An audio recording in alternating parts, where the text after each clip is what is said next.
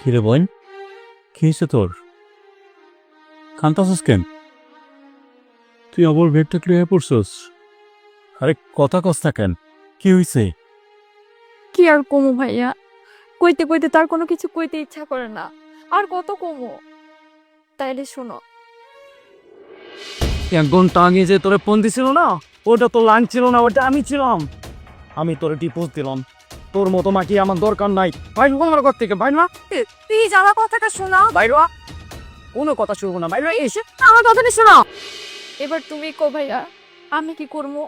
শুধু তোমাকে মান সম্মানের কথা ভাইবা সবকিছু মুখ বুঝে সহ্য করে যাইতাছি। আমি আর কত সমু কো ভাইয়া? ওর জীবনের মনে সবচেয়ে বড় ভুল ছিল এমন একটা পোলার হাতে তোরে তুলে দেওয়া। আমরা কি বুঝতে পারছি এই পোলাটা নেশাসক্ত, ওর লগে কারসিপ করে তোরে আমি নিয়ে নিতে পারি।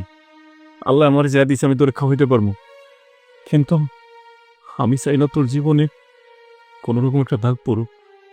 একটা নারীর সংসার, স্বামী, এগুলো আমি তোরে করতেন দিমুক। তুই যতই ভাইয়ের কাছে থাকবি, এটা তোর ভাইয়ের বাড়ি, তোর বাড়ি না। আল্লাহ কইছে শত কষ্টের মধ্যেও তুমি যদি ধৈর্য ধরে থাকতে পারো, আমি তোমার একদিন সুখ দিব। আল্লাহ তোর একদিন সুখ দিব বোন, তুই চিন্তা করিস না। তুই আর একটু ধৈর্য ধর, তুই আমার ভাইয়ের কথাটা আর একটু মান।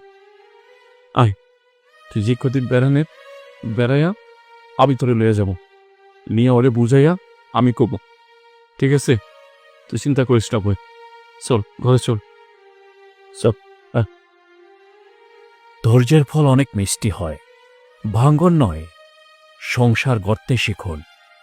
ভালোকে তো সবাই ভালোবাসতে পারে, খারাপকে ভালোবেসে একবার ভালো করুন না। আসসালামু আলাইকুম।